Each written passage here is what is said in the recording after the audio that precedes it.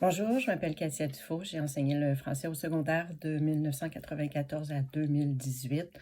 En 2018, pour des raisons d'épuisement total, j'ai décidé malheureusement de quitter mon métier. Mais avant de partir, je voulais lancer le message à la population que ça n'allait pas dans les écoles. Et c'est pourquoi j'ai écrit ce texte qui s'appelle S'enfuir pour sauver sa peau. Tu es courageuse. C'est ce que m'ont dit mes collègues en enseignement lorsqu'ils ont appris que je prenais une pause de l'enseignement. Du courage, c'est pas ce que je ressens.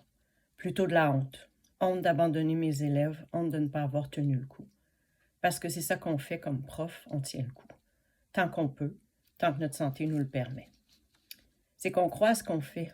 On croit à l'éducation comme base de la société, base de la vie moderne. Vous seriez où, vous, sans avoir passé par l'école? Sans savoir lire ni écrire? C'est grâce à des enseignants que vous me lisez aujourd'hui. Une vocation, tu parles. Selon la définition, une vocation est un penchant, une inclination pour une profession. Donner son cœur et son corps comme le fait l'enseignant, c'est de l'amour. Dans ce cas-ci, l'amour pour son prochain. Alors aujourd'hui, je suis en peine d'amour. Je l'aime mon métier. J'aime être entourée de jeunes, participer à leur avenir. Ils ne sont pas toujours conscients à 100%, mais ils savent bien qu'ils ont besoin de l'école pour accomplir leurs rêves. Et je participe à ça, pas par sentiment d'héroïsme, plutôt par croyance. Ma religion, c'est l'éducation. Mais avec les années, c'est devenu de plus en plus difficile. Trop d'élèves avec des besoins particuliers. Aucune formation pour m'aider. J'ai vu arriver dans ma classe des dyslexiques, des dysorthographiques, des TDAH, des élèves atteints du syndrome Gilles de la Tourette ou certains faisant partie du spectre de l'autisme. D'autres qui consommaient, buvaient, ne voyaient pas leurs parents toutes les semaines. Et puis les ordinaires, ceux qui n'ont juste pas envie d'aller à l'école, qui trouvent ça plate. On ne me donne pas de formation pour les aider, mais on me surveille de près. La gestion par les résultats, que ça s'appelle.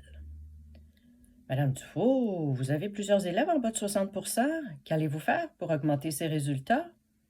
Comme d'habitude, monsieur le directeur.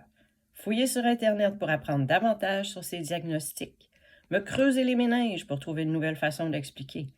Échanger avec mes collègues. Négliger ma famille les soirs et les fins de semaine pour concevoir des projets intéressants. Tout en gardant le sourire. J'ai juste une tête et 2 bras. M'en faudrait le triple. Demander de l'aide revient à se faire pointer du doigt. Je lâche prise. Épuisée, mal partout. Et j'ai tellement de peine. C'est du courage que de s'enfuir pour sauver sa peau.